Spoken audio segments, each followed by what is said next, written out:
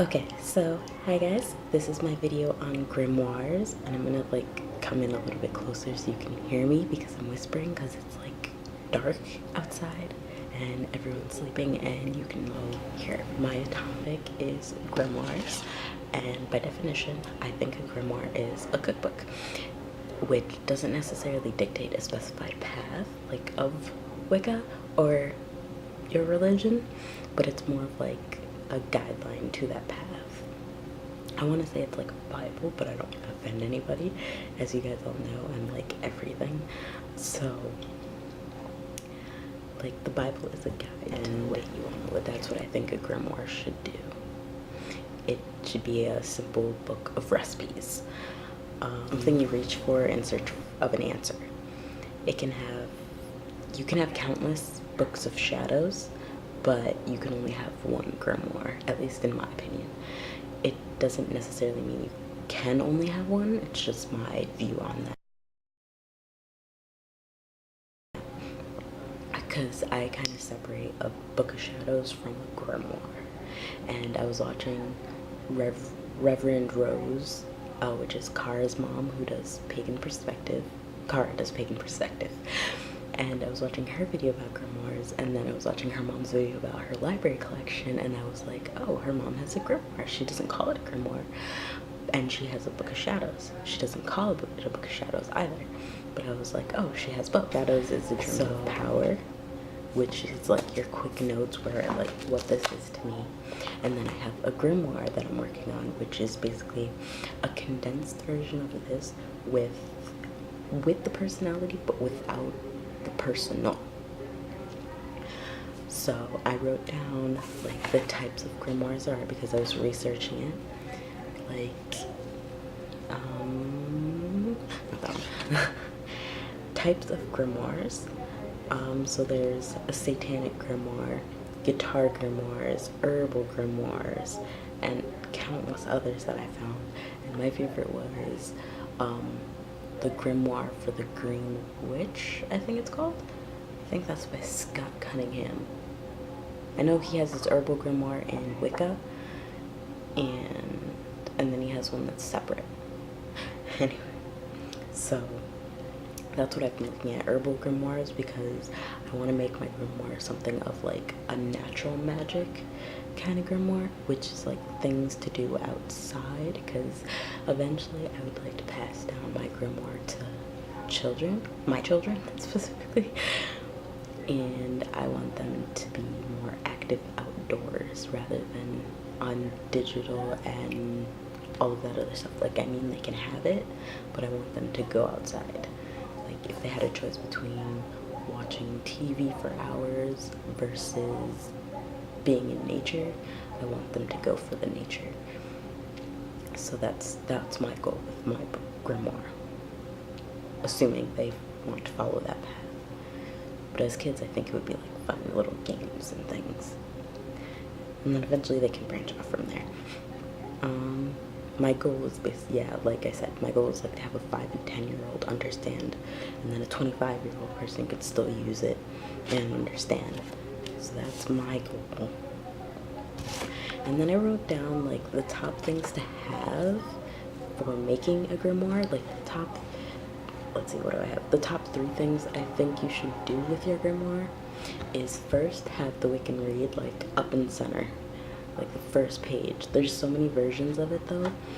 As long as it has the 8 words, I think you're fine. Just choose the one that calls to you. On my Tumblr, I condensed the Wiccan read, but it still has the 8 words the read fulfills. And I also like the one in Dorothy Morrison's The Craft Companion, because it's the first read I grew up with. So that's the one I lean towards. Sorry if I'm moving a lot. I'm trying to be quiet but be loud. The other things to have, which would be number 2, is a table of contents and tabs and sections. So everything's neat and easy for someone else. I wrote symbol, neat and simple for someone else to comprehend. Not just yourself. From there, use your imagination, make it colorful pictures. I know Harmony Love showed parts of her grimoire, I believe. Yeah, on her video where she's showing you her altar. I'll link all these videos down in the description because I watched a lot. But I think those are the top 3 I was looking at. And then, I already said this, the Grimoire versus Book of Shadows is, no, I already said that myself. Okay, Grimoire versus Book of Shadows for me, when I was looking through Scott Cunningham's Herbal Grimoire, I realized that essentially where my natural grimoire idea comes from is his Herbal Grimoire. So I thought I should mention the difference between my grimoire and my Book of Shadows. This is my Book of Shadows. It has personal thoughts and works. My grimoire at the moment only contains things that are handmade or hand-drawn. And I won't put the same things that are in my personal journal versus that one, because I have some random stuff in here. Like, things I can't take out. Like, for example, my page of flowers. I can't take those out because I super glued them in. Actually, I think I have glued them in. Yeah, I have glued them in. I'm not really sure why I did that. This I could probably put in the grimoire because it kind of felt like I don't want it to go anywhere.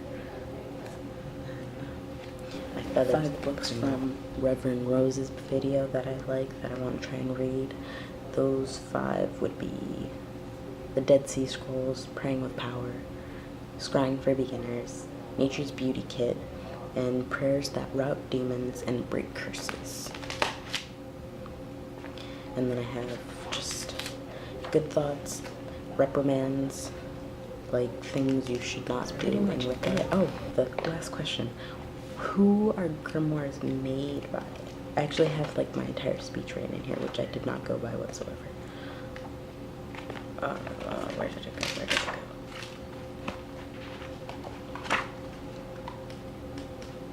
go? Okay.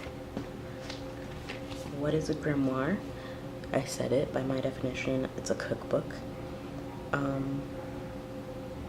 What can be in it? The simple answer is anything and everything.